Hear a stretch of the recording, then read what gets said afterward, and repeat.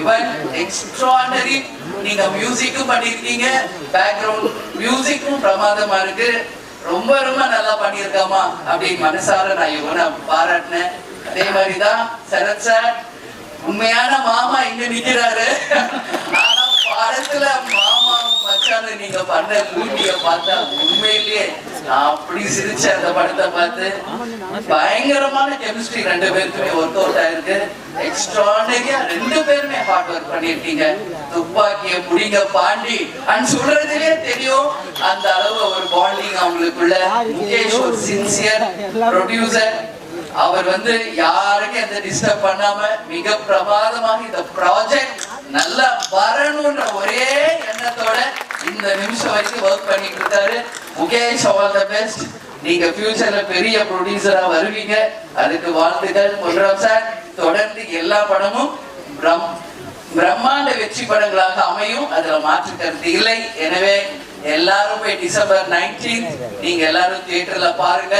உங்க எல்லாருக்கும் இந்த படம் பிடிக்கும்னு நான் நம்புறேன். எனவே all the very best for the entire team.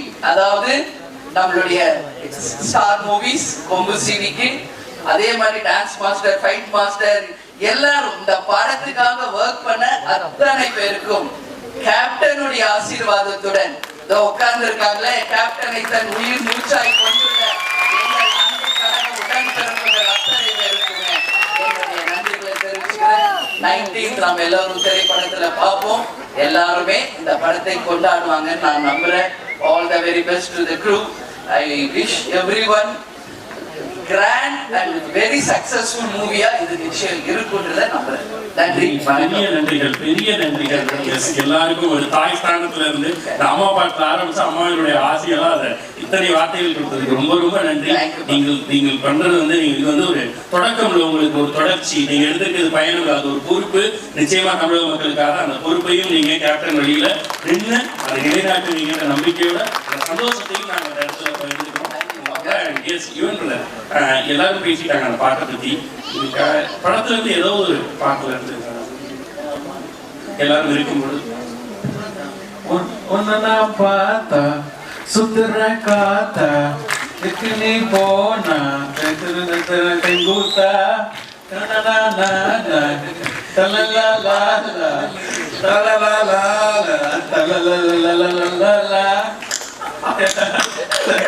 நீங்க ஃபர்ஸ்ட் படம் சரத்குமார் சார் பண்ண படம்.